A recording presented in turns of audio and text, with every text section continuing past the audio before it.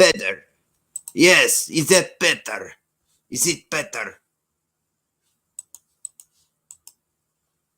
It is I, Zelensky.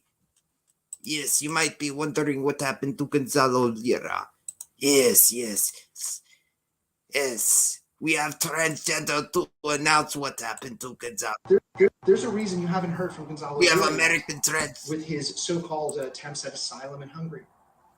It's because the state security services, better known as the SBU, are some of the most talented and focused law enforcement agents across the globe. And in doing so, they knew where Gonzalo Lira was. There's a reason you haven't heard from Gonzalo Lira yet with his so-called attempts at asylum in Hungary. What does because the state security services, better known as the SBU, are some of the most talented do not go and to focused Jackson law enforcement agents across the globe. But do not call your congressman. There's a reason you do not call your congress. This man. And do not call him. He will be sent to prison labor camp where he will die. Slava Ukraini. Hey, Hal Zelensky. Hey, Slava. Now give me money so I can do my crack with Hunter before he gets put behind bars and Trump gets back in. Slava!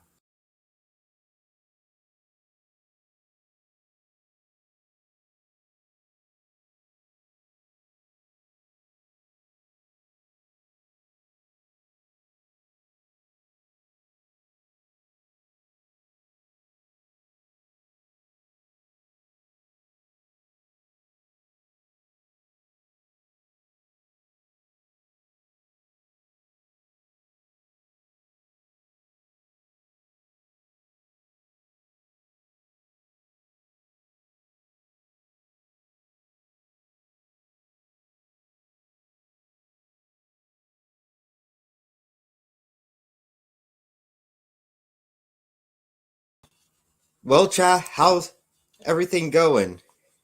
I see, and I am back now.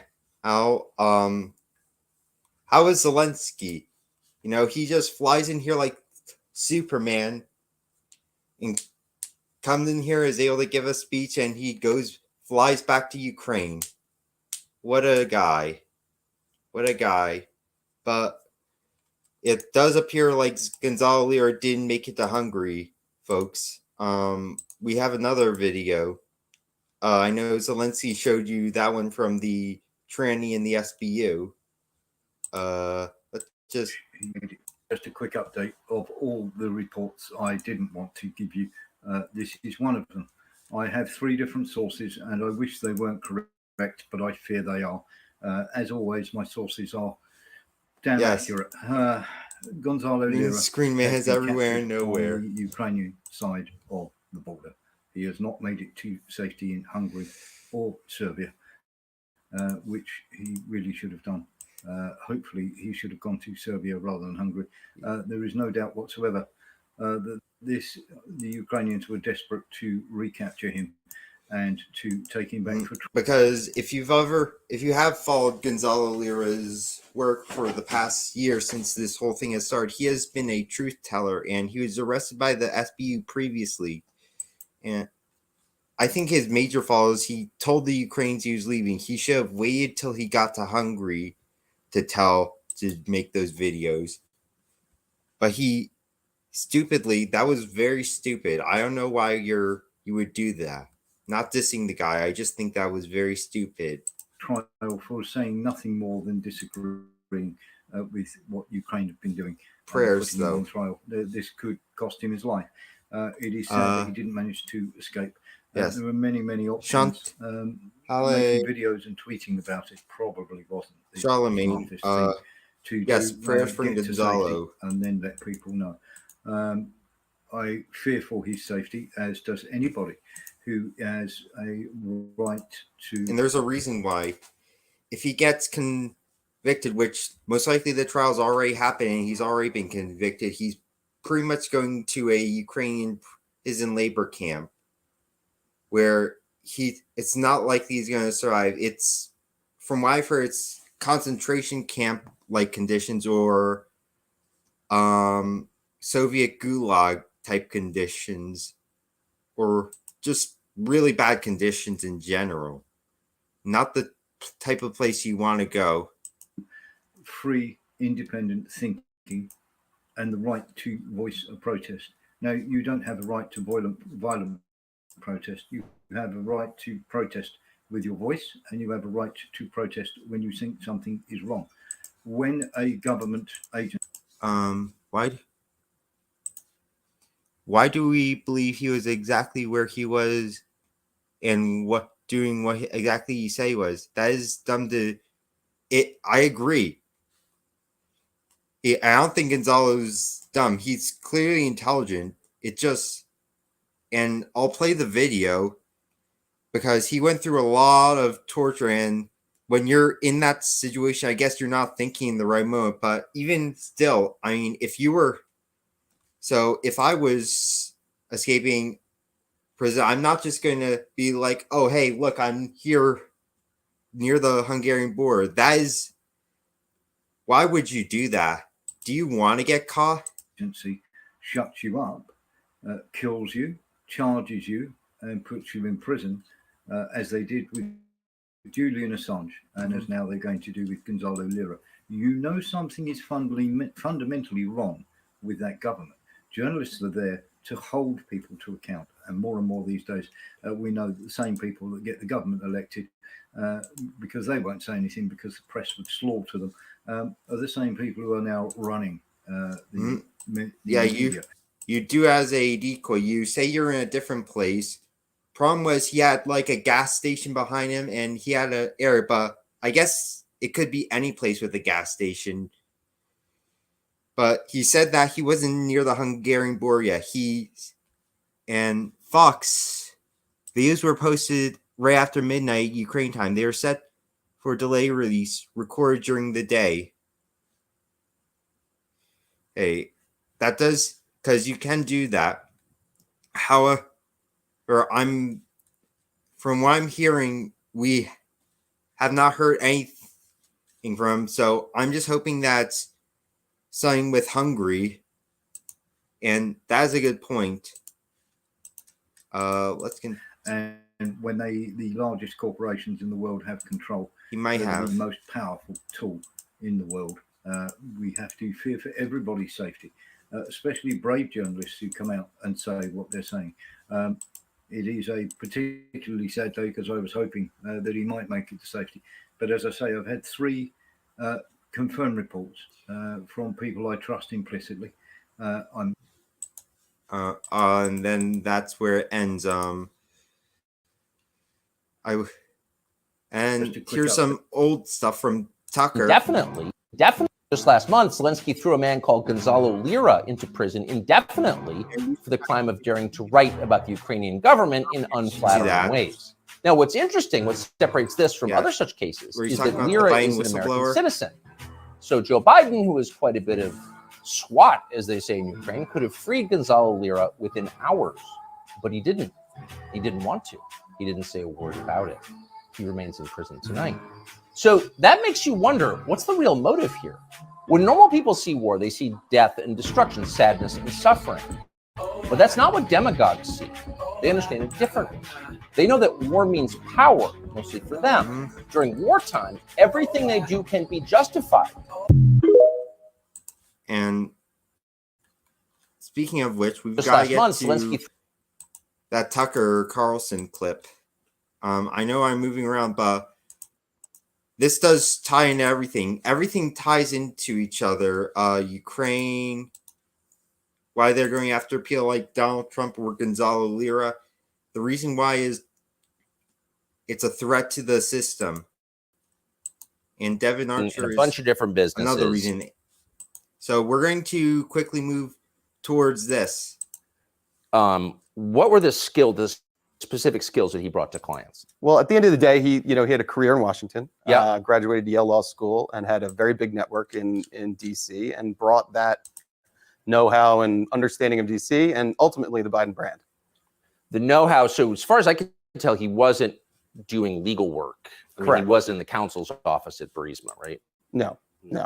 So the network and the Biden brand sounds like the kind of key component of Absolutely. what Yeah. he was bringing. Yep.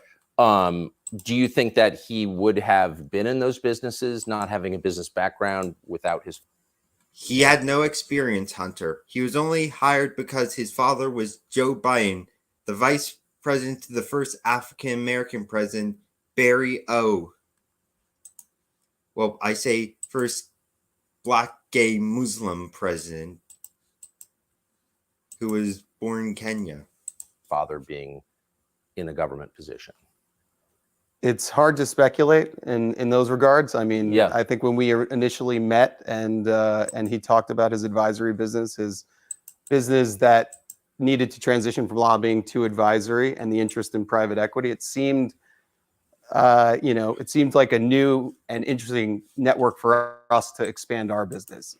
Whether he could have, been in that position, it's hard for me to speculate. But Right. obviously, the brand of Biden, adds a lot of power when your dad's the vice president. For sure. Obviously, because he was, as I said, vice president to Barack Obama. Sure. And there was a time maybe 10 years ago when private equity, maybe like AI now, was just one of those terms people were throwing out. I'm in private equity. Right. But the mechanics, having done it, coming Right. from a business background yourself, are kind of complex. Are they Absolutely. not? Absolutely. Yeah. No, it's a complex business. Takes years of training. But again, the initial idea around the business, they were going to provide, the government insight and an additional network to raise capital and then, deal with regulatory issues that you might have at the corporate level. Right. Regulatory issues. Mhm. Exactly. Okay. So that would be more. Problem is, you see what they did. Right as this comes out, right as Devin Archer's coming out, they indict Trump. And I'm not sure how many more indictments they've got. Like, they've got the Georgia election case. They still got that. His Right. area. That would be his. Right. But did he have a sophisticated understanding of regulation, do you think? I think that he led a team that had a sophisticated. Yeah. You can tell that because Hunter Biden's not sophisticated. This guy films porn and he does crack. He's not sophisticated. Because I lived in Washington a long time, around a lot of regulation. Also, a very complex area. Absolutely. I think you got to be an expert in knowing the guy, and he was the guy that was the expert in knowing the guy. He was an expert in knowing the guy. Right. And who was the guy he knew? Well, he knew a lot of people, but obviously there was some familiar, his brother, his father, some of his father's siblings.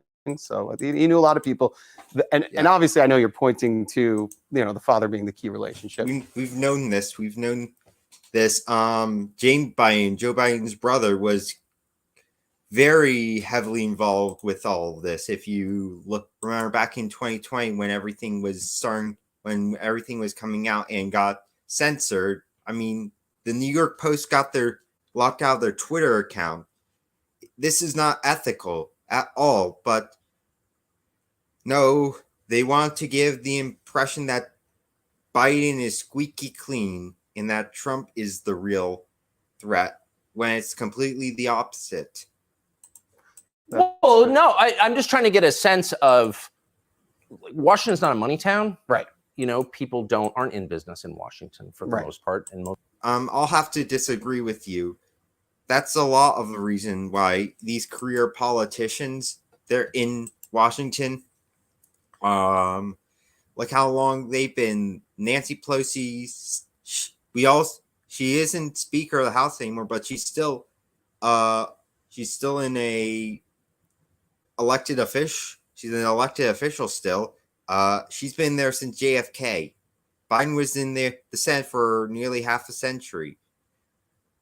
most people don't have business skills that I've noticed in 30 years of living there. So really the business of Washington is selling access. That's what it looked like to me. Yes. Not just Hunter Biden, but like, yeah, no, that's I what think people that's, do. I mean, I think that's one of the like core misconceptions. I mean, it seems like when understanding a regulatory environment means selling access at the end of the day. Yeah. That's how I interpret it. And I think that's how most people in Wall Street, whether they admit it or not, interpret it. Yeah. So we've got a complex business that intersects with government. We need a guy who knows it. Right. How do I, deal with getting a guy a visa that needs to come over for a business deal? Right. Call our lobbyist that knows the guy in DHS or used to work in DHS or, in Customs and Border Patrol or the people at the embassy and state. They might be able to help. So they're very tactical elements that are regulatory and compliance and governance that you have to go through. And you got to know the guy that worked at the old agency that now has the lobbying firm that can go back to the agency and get things put to the front of the line. So the reason I'm asking this is because it's not to give the Bidens a pass, hardly, but when people say, well, there's some question about whether Hunter was trading on his father's name, if you live in Washington, that's the whole city right there. Right. I think you know the answer to that. At the end of the day, so he had the best advantage to do that because of where he was. And, we thought that when we went into business, this was a great opportunity for us. So I get it. And you're not the only one who did that. Right. There were a lot of Hunter businesses. Biden's not the only son of a famous government official who's done this, right? At all. Paul Pelosi Jr., Mitt Romney's son. But I just wonder, when you hear people say, well, it's kind of an open question. Right. About why they hired Hunter Biden. That's pretty disingenuous, no? It's not. Right. I think at the end of it, so when you look at there are people that maybe were, sons or relatives or brother-in-laws of other high-ranking officials. But I think what we ran into and with what Hunter ran into was almost like an Icarus issue. Yes. I've said this multiple times and I won't say this again. He wasn't hired on scale. I think he was hired right around the time he got kicked out of the U.S. Navy for doing drugs. This guy's a druggie and a porn act. No one's gonna want to hire that. The only reason he was hired is because he was the son of Joe Biden. So he got it was too close to the sun. It was too good to be true. And the connections were too close and the scrutiny too much. Yes. And it ended up destroying, it left a wake of a lot of destruction in business over a number of years. So how many, it's been reported and you have said that there were occasions when Joe Biden would call in with clients present on a speakerphone. Right. How many times do you think that happened? I mean, over a 10-year partnership, I would, the number I'm going with is 20. That's probably the amount that I kind of reckon. Yeah, a lot, you could say. So Joe Biden, who's very much a product of Washington, of course, must have known that he was calling in to effectively a business meeting that his son was having. I mean, he must have understood that was kind of what his son was selling. Well, it's hard for me to speculate on that. But I guess my question, just to keep it to the facts, Joe Biden, then the sitting vice president, knew that there were Hunter's business associates in the room. He had to know. And Pelosi's either the luckiest person as her investment and to outperform everyone, including Warren Buffett, or she's doing insider trading. I'll say that she's definitely doing insider trading. And you saw the owner of Tottenham, Joe Lewis, the other day get convicted. I do think he should, because Joe Lewis and Daniel Levy are actual scum who have run Tottenham into the ground. I want U.S. politicians, both Democrats and Republicans, and I warned a lot of Tottenham fans that Joe Lewis might get away with this because of how corrupt our government is. They might just let him go. I'm going to assume that he has a lot of ties to the whole insider cabal. I'm just going to assume that. But that's a story for another day. Let's get back to this. The room. Yeah, I think I can definitively say at particular dinners or meetings, he knew there were business associates, and or if I was there, I was a business associate too. Yeah. So I think, or if any of the other colleagues from the DC office or the New York office were there. So yeah, at times there were. From the to be completely clear on the calls, I don't know if it was an orchestrated call in or not. It certainly was powerful though, because if you're sitting with a foreign business person and you hear the vice president's voice, that's prize enough. I mean, that's pretty impactful stuff for anyone. It's been reported, and I know that it is true, that the Hunter and his brother were very close to their dad. Absolutely. Which I think is great. Yep. I've got a lot of kids. I'm very close to them. Talk to them every day. Yeah. Never called them on speaker during a business meeting. That's weird. Mhm. You do not do that. That is, it's like I don't barge into my father's business meetings when he's at home working and is on a meeting. I don't do that. It's disrespectful. You've got a lot of kids. You're close to them. Do you call them on speaker during business meetings? Do I call? I mean, what is that? A grown man calling his dad on a speakerphone during a business Right. meeting? And to be clear, sometimes it was the call was coming in and the speaker would go on. So it's just the presence. You have to be, I mean, you understand DC, right? So the Mom? Hang on a second. And just gonna be right back for a minute. Mom? Is it ready? Can I kick upstairs? I'm live right now.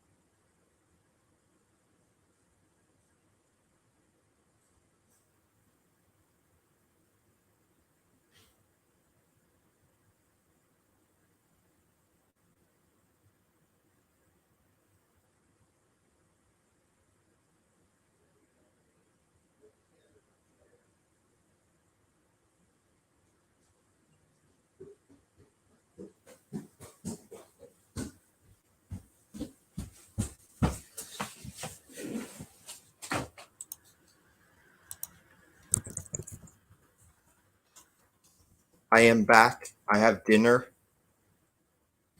And you know what? We're gonna have dinner, Cam. Look at that pulled pork sandwich and some beans. And let me just get myself a drink. Does that not look good? Let's see how it tastes, though. We're having a food review channel. Let's see how this pulled pork is. It's delicious. Gonna get a drink.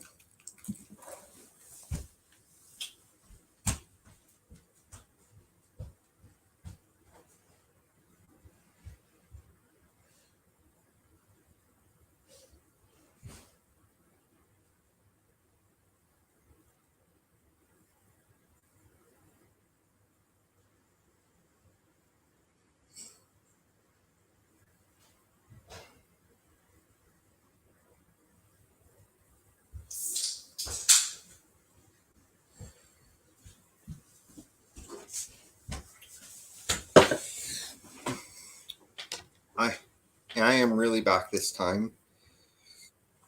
So let's continue listening. The power to have that access and that conversation, and it's not in a scheduled And conference thanks call. for And your it's patience. a part of your Thank you, everyone, for your patience. family. That's like the pinnacle of power in DC. 100%. I guess I'm pivoting against the lie that I'm hearing people tell with a straight face. Congressman Goldman, for example, that we don't really know what was going on. Really? You're taking a call from the vice president and you put it on speaker. It's not just, hey, Dad, I'm in a meeting with some buddies. Right. It's let me put my dad, the vice president, on speaker. Yeah. Yep. In the rear view, it's an abuse of soft power, I'd say. An abuse of soft power. Interesting. When did you meet Joe Biden? Joe Biden, I met the first time probably at the 2000 convention. I think it was in LA, and then Boston was 2004. So those two times I probably shook hands as they made kind of the power circles around the. You've been to them through the skyboxes, and then following that, really when our partnership started in 2008, 2009-ish, conversation started. That's when I re-met Hunter and actually had a sit down and meal with him, talked about the transition from lobbying into strategic advisory, and then kind of some type of coalescence around having a private equity fund that would have this unique access and understanding of a regulatory environment in DC. Again, got it. To be clear. How many times do you think you met Joe Biden during the course of your relationship with Hunter? How many times? I should have this off the top of my head since I've been asked so many times. Probably same thing, 20. So I got one last question for you, and we'll do a much longer interview and get the entire story. But we found this letter, kind of amazing. It's from January 20th, 2011, which I think puts you in your late 30s, mid to late 30s. Right. Okay, so you're a younger man. This is from the Vice President of the United States, Joe Biden, to you personally, and it's personalized here at the bottom. Devin Archer, Rosemont Seneca Partners, that was your partnership with Hunter Biden in Georgetown. Dear Devin, I apologize for not getting a chance to talk to you at the luncheon yesterday. I was having trouble getting away from hosting President Hu Jintang, who was running China at that point. I hope I get a chance to see you again soon with Hunter. I hope you enjoyed lunch. Thanks for coming. Sincerely, Joseph R. Biden Jr. P.S. Handwritten, happy you guys are together. So there are many levels here. But here's the Vice President of the United States saying to you, a man in his mid-30s, who's not a government official, I'm sorry I was occupied with the guy who runs the world's largest country. I would much rather talk to you and thank you. What was he thanking you for? Well, first of all, it's a lovely letter, and it was. It's quite enthusiastic. It's a little weird, though, right? Yeah. Well, it was kind of the beginning of our partnership, and he was thanking me and thanking Hunter, I think, at the end of the day, for bringing this idea of this government regulatory strategic advisory business into the private equity world. And I think he was excited about the prospects for Hunter, and he was just thanking me. I think it was a nice gesture. It was a nice, for sure. Very polite. It gets a 10 on the etiquette scale, but he's a vice president of the United States, and he's talking about foreign business deals with you and thanking you for that. I think again, it goes back to my earlier point. I think I hit at the time. I think I hit the jackpot in finding the regulatory environment or company that can navigate right to the top. But obviously, as time was told, being a little bit too close to the sun ends up burning you. Mm-hmm. For sure. And it did you, and you suffered greatly for it. And this is not a criticism of you. I would think as a business guy, you use every advantage. These are not business guys. This is the vice president of the United States. He's not allowed to be working on businesses with foreign governments while he's vice president. I don't think. Not that I know of. But here he is. Right. Amazing. We'll be back. Devin Archer, thank you. Thank you. All right. So thoughts on that? My thoughts are Devin Archer he wants to tell, but there's stuff that he can't tell because we recently saw what happened with those two Clinton, the Obama chef, but there's also a Clinton chef. Both ended up dead. And you also know about the Clinton body count. So many people. Vince Foster,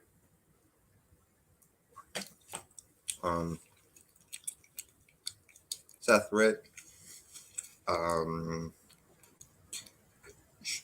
even Epstein, Jeffrey Epstein. And I just think that this is something that we don't like to talk about because it's considered a taboo sus subject. But then we've also, on a smaller note, this probably because there's stuff that has just been breaking. This happened in DC a couple hours ago. Yeah, there is some dangerous friendship, but being around Hillary, that's a whole another level of danger. You're not right, Fox 2232. It's definitely, I mean, when you learn about all the mysterious ways that these people have died around the Clintons, I mean, one of them was chopped up in a body bag and they ruled it a suicide. Vince Foster seems like it would be, but there were some people who I think heard someone moving a body bag. It's a very complicated story with Vince Foster. And obviously the mainstream does not want to tell you about it. There was a little bit of the pulled pork. Let's just get to what's going on in what happened today in DC, and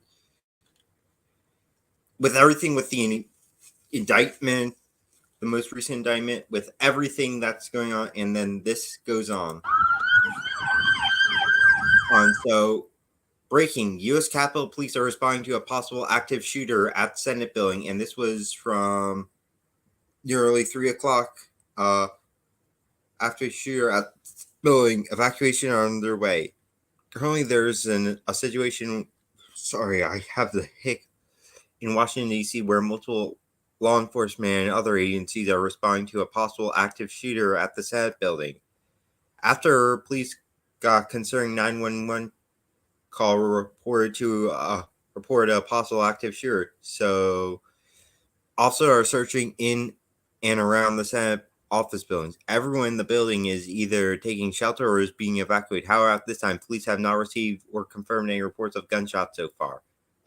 Update: everyone in the Senate has been evacuated and still on lockdown while police officers armed with long rifles search the building. Officials are now saying it's likely to be a bad call or a hoax, as they found no active shooter or found no active injuries at this time. Wow, that is strange. So it looks like it was a nothing burger. However, what is something of a burger is Mike Pence, and not a good burger, a bad burger. And I just want you to see this. Yes, this was back in 2020. This was Mike Pence back in 2020. And as our election contest continues, I'll make you a promise. We're going to keep fighting until every legal vote is counted. We're going to keep fighting until every illegal vote is thrown out.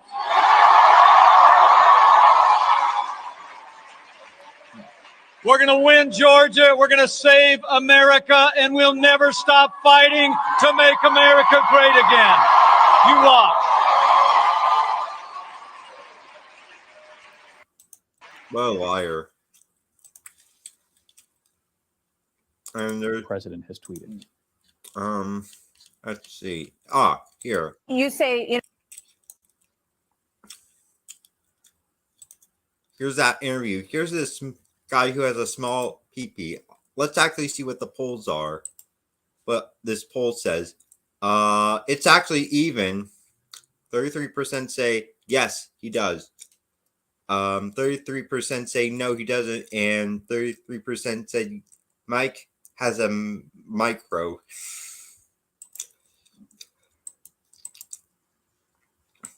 Because that is true. So without further ado, let's get to this. This little cock loser. He has small dick energy, Mike Pence. That's why I titled this string, Mike Pence has small dick energy. It's not only does he have that, his dick is so small. Oh, that you probably would miss it if you wanted to see. Yeah, I know Zelensky told me that when Mike Pence showed up in Ukraine and wanted to have sex with him, Zelensky ended up not having because he couldn't find Mike Pence's penis.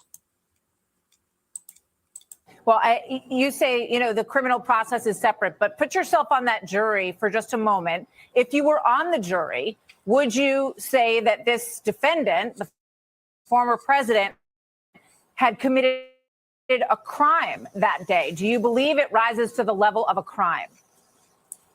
Well, Martha, Yes or no? don't know. I mean, honestly, I don't know the full case in chief that the government has. Bull crap. That is a bullshit politician answer. That's the type of answer DeSantis gives when he's asked about wanting to pardon Trump. Loser. Look at this little dick loser. You better get the beard of shame on CobraCast tonight. You better. He's a dick loser. And I think I've said on your network many times that I don't know if taking bad advice from lawyers is a crime, but I would leave that legal process and frankly the profound issues about the First Amendment to the courts to sort that out. But look, I think it's important that the American people know what happened in the days before January 6th. President Trump demanded that I use my authority as vice president, presiding over the count of the Electoral College, to essentially overturn the election by return. No. He wanted you to send it back to the states where from there they would be able to count the ballot and be able to and possibly do those elections all over again. And but you refused, even though it's perfectly okay.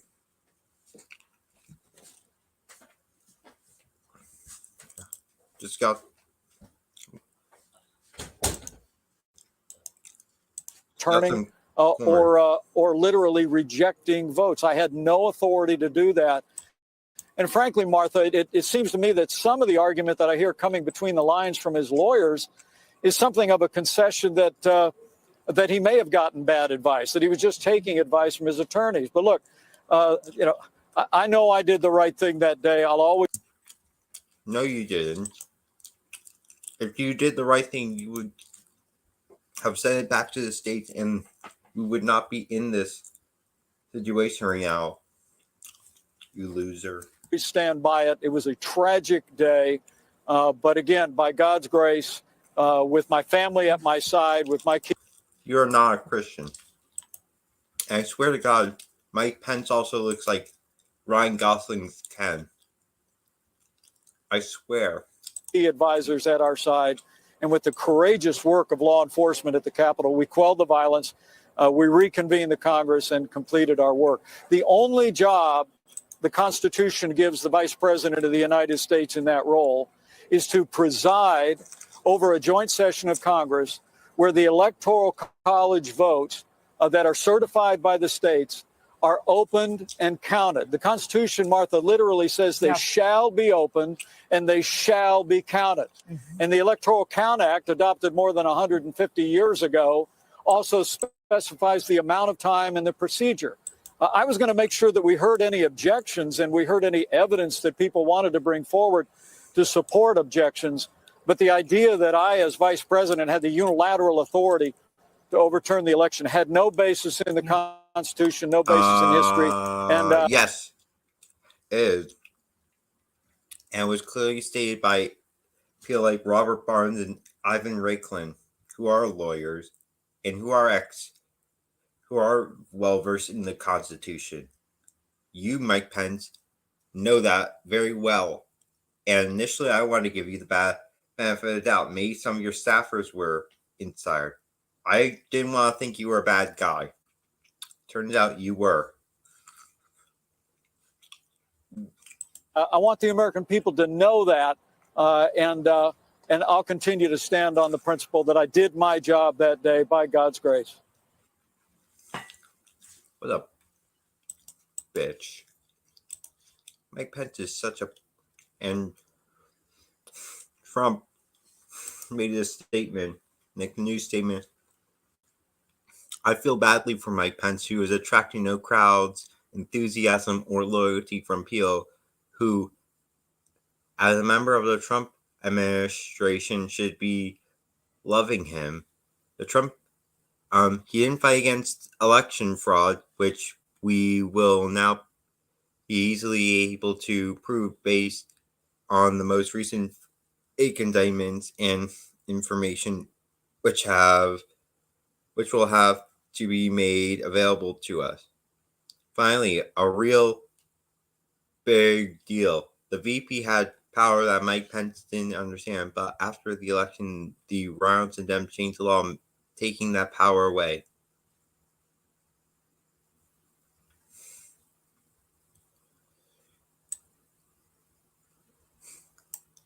And there's some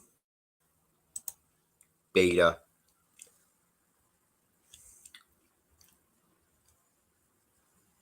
Is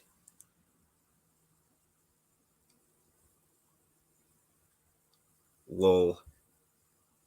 And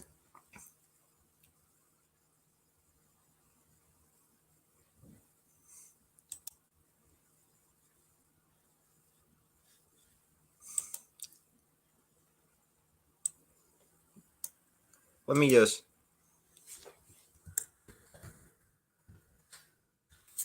say wrong.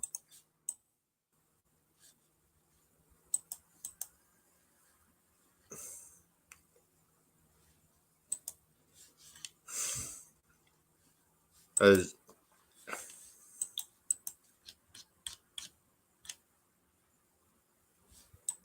that person has a clearly severe case of TDS. And just pray for anyone who has TDS, because that's a mental disorder. And let's see more on Judas Pence. We have that.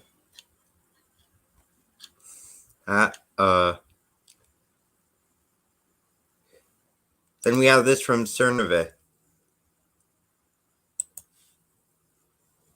who is very mixed bag.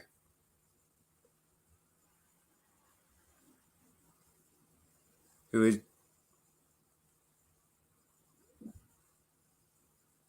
Trump fired General Flynn because Mike Pence threw a tantrum. Those of you new here annoy me to no end. I contemporaneously reported the coup from day one of his presidency. I got attacked by MAGA for doing so. Trust the plan. Cerno. Well, here we are now. Well, that is true. I do remember, actually, back in 2017, Cernovich calling out Pence. Because I do have a good memory.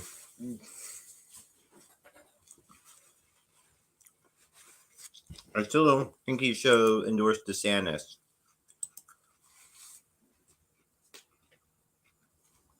And Pence was he knew about Pence from day one. And we should have learned better. You know, I actually learned that Trump wanted General Flynn. And not Mike Pence.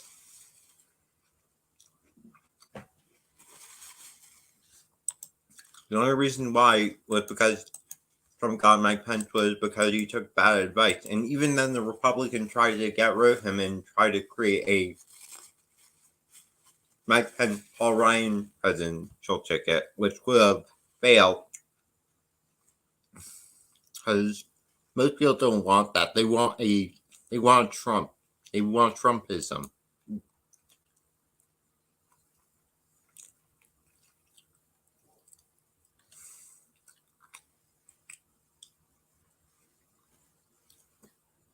And here's from the Gateway Pundit.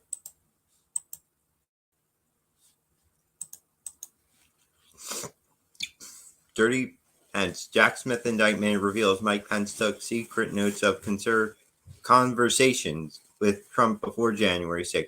Lied to Trump supporters on January 4th. Once again, President Trump was indicted on Tuesday, the day after Hunter Biden's best friend and business associate Devin Archer testified that Joe Biden was included on 20 calls when his son was sitting with foreign officials arranging influence peddling deals for the family. Archer also testified that Joe Biden met with Russia's Yelena Bataria, who invested $40 million into Hunter Biden's real estate ventures, and she also paid Hunter Biden $3.5 million in consulting fees. Joe Biden later excluded Bataria from his Russian sanctions list. So what happened next? President Trump was indicted again today by corrupt special counsel Jack Smith. For those paying attention, this is not the first time this has happened. There have been at least 6 times now where new evidence was released implicating the Biden crime family, and then President Trump is indicted by the Biden regime the next day. Trump was hit with 4 counts for changing the fraudulent 2020 election, conspiracy to defraud the United States, conspiracy to obstruct an official proceeding, obstruction of an attempt to obstruct an official proceeding, and the conspiracy against rights, which this one is such a broad category. This one legally, and I'm not sure how many people in here are legal minds. I don't know how many of you could correct me later, but in his 45-page indictment of retread at January 6th committee talking points and misinformation, Jack Smith revealed on Tuesday that Mike Pence was taking secret notes from conversations with Trump. On page 33 of the indictment, Jack Smith reveals that Mike Pence was taking secret notes of his conversation with President Trump before January 6th. And here it is. On several private phone calls in late December or early January, and repeated knowingly false claims of election fraud and directly pressured the vice president to use his ceremonial role as the certification proceeding on January 6th to fraudulently overturn the results of the election, and the vice president resisted, including on December 25th when the vice president called the defendant. So this is the defendant. Why can I not read? So the defendant, the defendant quickly turned so when the vice president called the defendant to wish him a Merry Christmas, the defendant quickly turned the conversation to January 6th and request that the vice president reject electoral votes that day. The vice president pushed back, telling the defendant as the vice president already had in previous conversation, I don't think I have the authority to change the outcome, which is wrong. If Mike Pence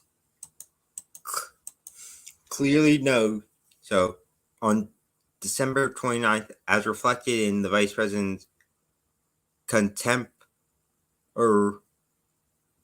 and erroneous note, the defendant falsely told the vice president that the Justice Department was finding major infractions, which they were. On January 1st, the defendant called the vice president and berated him because he had just learned that Vice President Pence had opposed a lawsuit seeking judicial decision that at the certification, the Vice President had the authority to reject or return votes to the states under the Constitution. The Vice President responded that he thought there was no constitutional basis for such an authority and that it was improper. In response, the defendant told the Vice President, "You're too honest." Within hours of the conversation, the defendant reminded his supporter to meet in Washington before the certification process between the big protest rally in Washington, D.C. will take place at 11 a.m. on January 6th. Occasional details will follow. Stop the seal. On January 3rd, the defendant again told the Vice President that at the certification proceeding, the Vice President had the absolute right to reject electoral votes and the ability to overturn the election. The Vice President responded that he had no such authority and that a federal appeals court had rejected the lawsuit making the claim the previous day. This is an interesting revelation. According to Mike Pence's notes, he was telling the president he resisted using his office to overturn the election. That was never the issue. Trump and millions of Americans expected Mike Pence to do the honorable thing and turn the questionable results back to the state. Pence even promised he would do this 2 days before January 6th. Yeah. What about that? And maybe Mike Pence was misreading. I don't think so, because he probably did know that he had this power where he could just say, "Hey, I think that state's suspicious, let's send it back." And this is the Kane Koa the Great. Mike Pence on Jan 4th, 2021. "I know we got doubts about the election. I share the concerns of millions of Americans about voting irregularities. I promise you this Wednesday, we'll have our day in Congress. We'll hear the objections. We'll hear the evidence." I know we all got our doubts about the last election. And I want to assure you, I share the concerns of millions of Americans about voting irregularities. And I promise you, come this Wednesday, we'll have our day in Congress. We'll hear the objections. We'll hear the evidence. But tomorrow is Georgia's day. Here's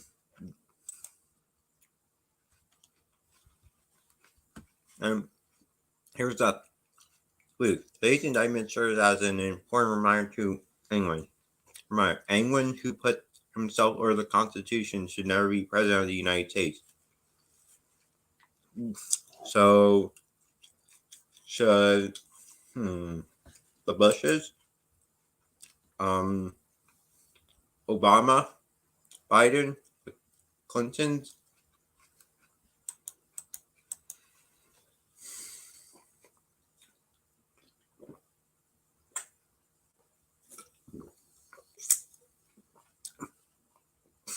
Fox News reported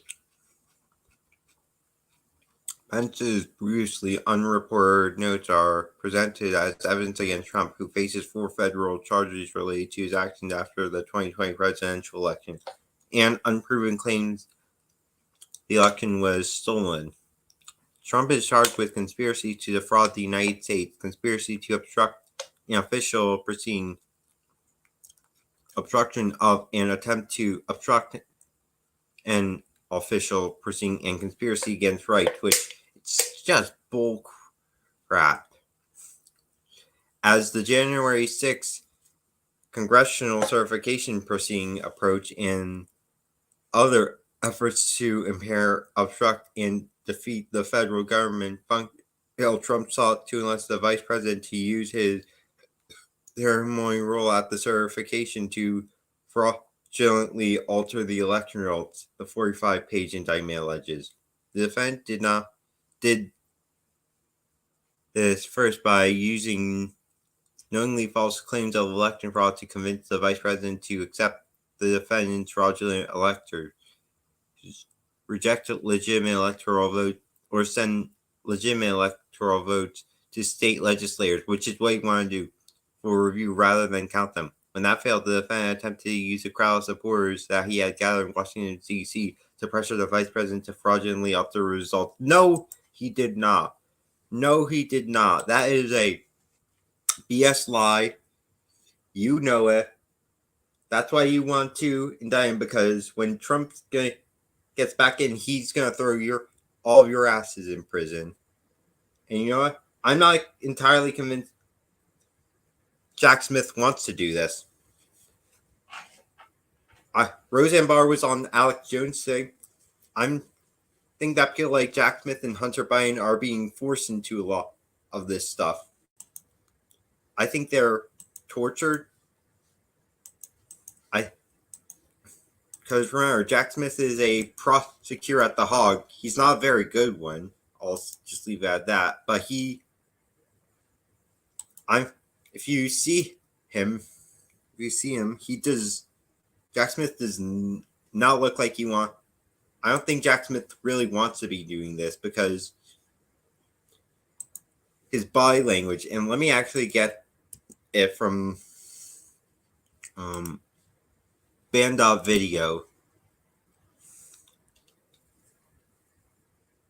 Video. Yes, here it is. And this was on the Alex Jones show today, and it'll probably be on CobraCast tonight. Fluorosilicic acid is the third most deadly acid on Earth, and they've got our children. The backfire is that America wakes up from the madness that it's infected with before the fever breaks before it causes permanent brain damage. We're in a fever and we have to break it. We have to wake up before we get permanent brain damage from this fever that is inflicted on us, just like everything else they inflicted on us by their lies and their constant propaganda to hide the truth. We need the truth. And we're ready to hear it too. I mean, I don't care how many sleepy people there are out there that are not ready for the truth. Good. Don't be ready then. Bring it out anyway. It's all there. It's all on that laptop. Him with little 9-year-old girls in lingerie. Are you kidding me? They're hiding that. And then they, try to censor Sound of Freedom, which is about much the same thing. And it's all about drugs, too. Drugs found in the White House. Are you kidding me?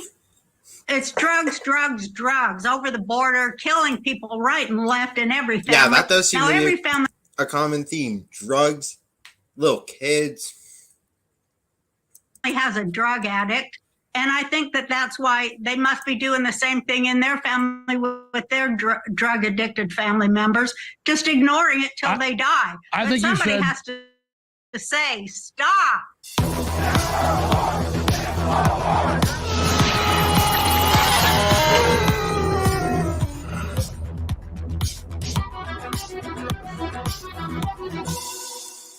We are now at the halfway point of this hour. Roseanne Barr is our guest, joining us via Skype.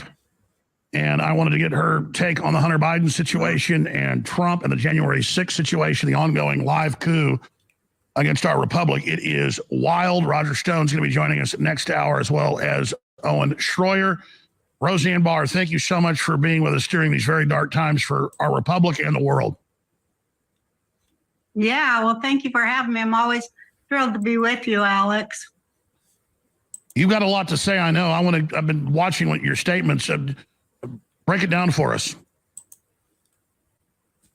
Well, I think that Hunter Biden is, he's so symbolic. It's like so many levels of stuff. So basically he's tortured and, he was put in a position to be, he's like the symptom bearer in all of dysfunctional families. They have a symptom bearer. And that's what I think he is for his family. And he was put in that position by his dad, to be the bag man, right? Yes. And I think he was trained to be that. Disgusting if you're going to use your own son as can fodder. I think it's disgusting if you're going to if you're doing that to your son. You're a terrible father, and this erases all doubts in my mind that Joe's a terrible father. What he's done to Ashley, what he done to Hunter. That way, because, if you look at, he's got that tattoo of China Lakes on his back, like that Monster drink does. It's the same tattoo, basically, of China Lakes, where they do those Bohemian Grove type things to kids. You know what I'm talking about, right, Alex? Oh, there's no doubt that the Bidens are part of trauma-based mind control and ritual sexual abuse. And so I think that he suffered that. And I think that he also had trauma when his mom and sisters were killed in that car accident. And I think that he has suspicions about it. And you can just see that he's a drug addict. And, drug addicts are in madness. And I think whenever I watch him, like it's kind of like a drug addict wants to be stopped. They want to be saved, and they want somebody to stop them or help them. That's why they go so far until they break, and then they ask for help. But he keeps getting enabled instead because he's useful. And I think that all of America is being forced to enable his addiction. And because we're all addicted in America, addicted to drugs or screens. And I say bullshit. We're addicted to bullshit. We'd rather have bullshit than our daily bread. Well, I got to tell you, we do. Roseanne, it's definitely paradoxical that he can commit all these crimes, his father can commit all these crimes, the deep state can commit all these crimes, and all these chefs can die at the Clinton's house and Obama's house while he's there and all the rest of it, and there's no investigations, no nothing. And Biden brags on TV that, he threatened to take $1 billion away from Ukraine if they kept investigating his son, and he and Burisma, the natural gas company. And then now, what do you make of this January 6th indictment of Trump?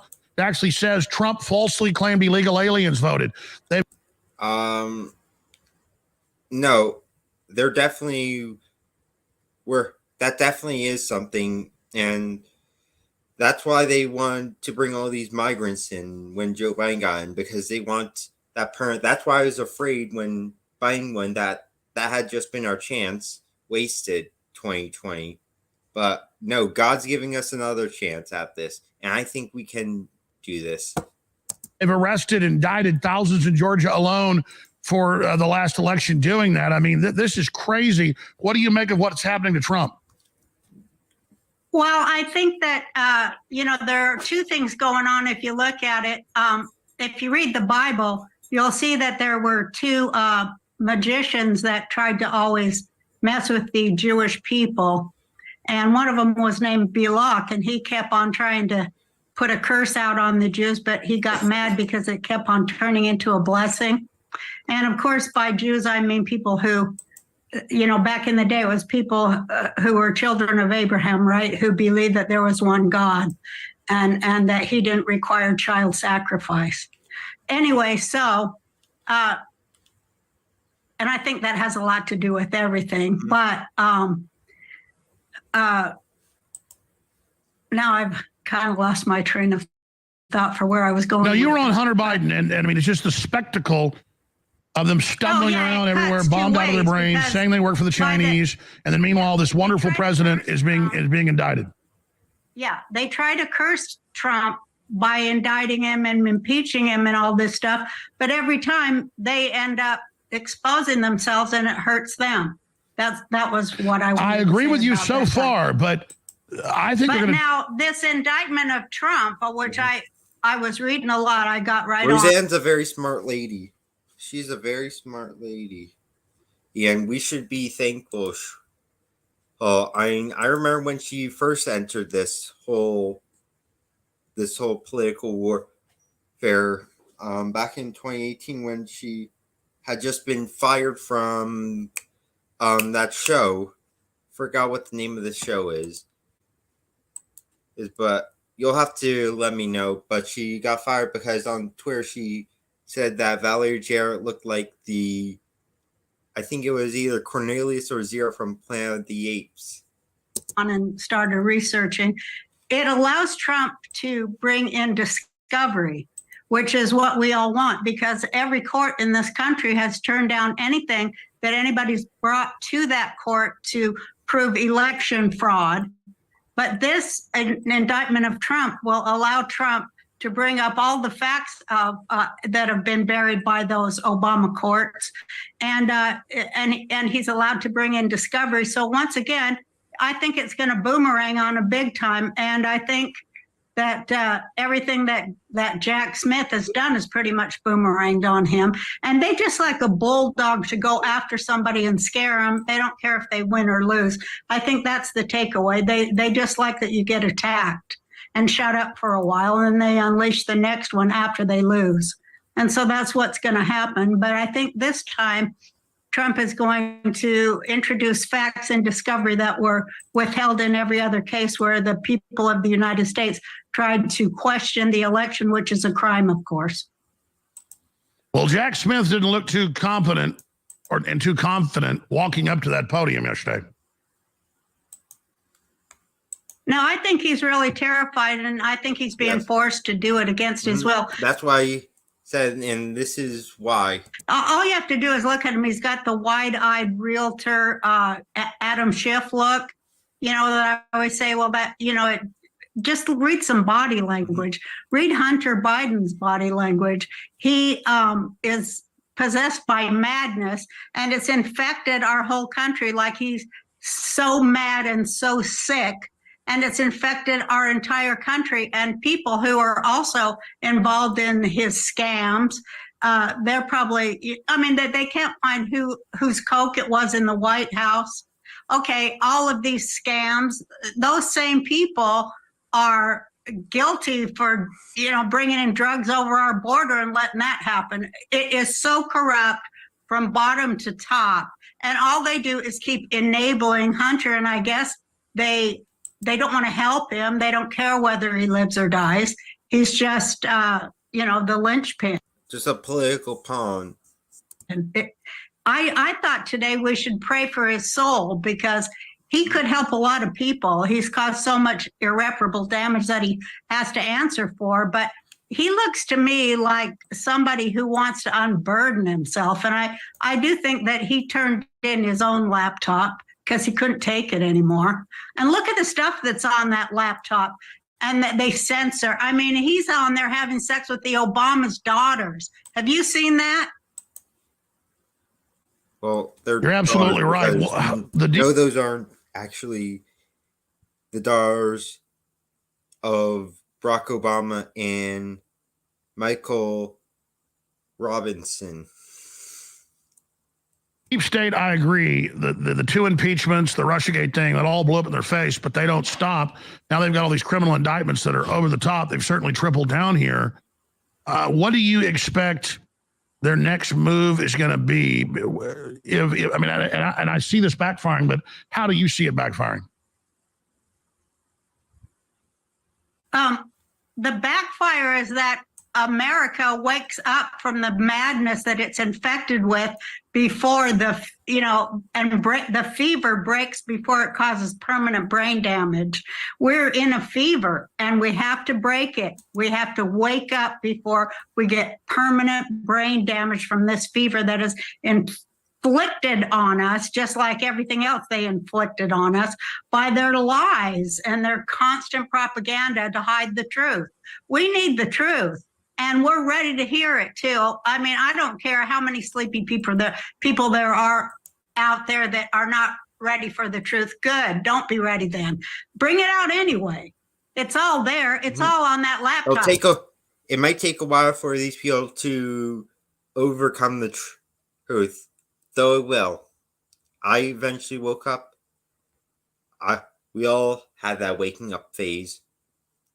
Him with little 9-year-old girls in lingerie. Are you kidding me? They're hiding that. And then they, try to censor Sound of Freedom, which is about much the same thing. And it's all about drugs, too. Drugs found in the White House. Are you kidding me? It's drugs, drugs, drugs over the border, killing people right and left in every family. Now, every family has a drug addict. And I think that that's why they must be doing the same thing in their family with their drug addicted family members, just ignoring it till they die. But somebody has to say, stop. I think you said something really central here that I've meant to make the point more on air. When I sit back and think, really, what's the big problem? America consumes more drugs, I forget the statistics, than like the next 100 countries combined. It's some insane number like that. More prescription drugs, more illegal drugs, more alcohol. We are really, right now, a cursed, drugged out, insane nation. And nobody's more insane and you know what, Alex, than the leaders. We're also the #1 consumers of child porn. And we are the hub, us and the Ukraine are the hub of the organ and child sex trafficking centers in the world, besides the obvious ones that nobody will name. But I mean, come on, people. Come on, people. Stop lying to yourself. By the way, we're just getting Wake numb up to it. before the fever gives you brain damage. An international group last week dug up a big mass grave that Ukrainians had put people in Russian areas they took, and they found hundreds of dead babies with their organs cut out. That's confirmed. And that's just a blip in the news. I know. One grave. I know. And it's been going on for so long, for so very long. And, every time it rears its head to inform the American people of where their tax money is going, they just go to sleep harder and watch more TV and more video games. You are going to be held accountable for what you've allowed and the bullshit you've swallowed. You're going to vomit it all back up and have to sit there with it. You better wake up. And now look what they're doing. Look what they're doing. I mean, you can't walk down the street without making the mental note that most of the people on the street who are homeless are Black Americans. So That's stop. on purpose. Stop with all your bullshit. And then, stop it. Stop voting for that party that's doing that to you. You got Cornel West who's running. I think Cornel West is going to take a significant portion of the Black vote from Joseph Biden. I think there's a lot of Blacks who they don't like Trump, but they also know the truth about Joe Biden and the establishment deep state. I think Cornel West is going to be the guy who has the ability to defeat Biden. Who is going to be the reason that Trump defeats Biden in November 2024. I'm going to say there, I also think Kennedy Jr. and the Noble Labels are also going to play a role in that. I've tried to sound that alarm for so long and, of course, called a racist for it. But, I mean, my God, they have every single community under such heavy mind control that they can't even realize the fact that they're free. You're not in slavery. You Jewish people are voting for the Democrats. They just started BDS against all the Jews in Israel and America. You're not slaves. You're free in America. And you're helping them take that away from us. What is wrong with you? Wake up. Stop eating bullshit. God, it makes me so mad. All I can do is just say, I just have to center and pray for souls. I know I swear and everything like that, Alex, but I get too passionate. Well, I mean, look. I want to pray for the soul of Hunter Biden. He looks like he's in agony. He looks like he's in madness. He looks like he cannot scratch that itch that comes from soul death, and he can't. But you know what? He could unburden himself. He could help stop. Yes. I don't think Hunter's entirely lost. I think he's a troubled soul who, Lord, we pray that Hunter Biden is able to find his soul and that he can escape this torment. I pray in the name of the Father, in the name of the Father, Son, Holy Spirit. Stop it. He could tell all that he knows. He could help stop it, and he could clear his conscience before he meets his maker in those last seconds when he dies. He could go with a clear conscience, and whatever there is left of his soul, and you can see it's in there on fire in every picture I see of his eyes. I just pray for you, Hunter, that you could realize that you could do the right thing right now. And I think that's where we're going to end it. Thanks for everyone for tuning in. I appreciate it very much. We had a great stream. Pray for Alec McCarthy and pray that Brian James as well. They're going through some stuff. Pray that they're able to make it through and everything goes well. Like, share, comment, subscribe, and I will see you later. Bye-bye, everyone.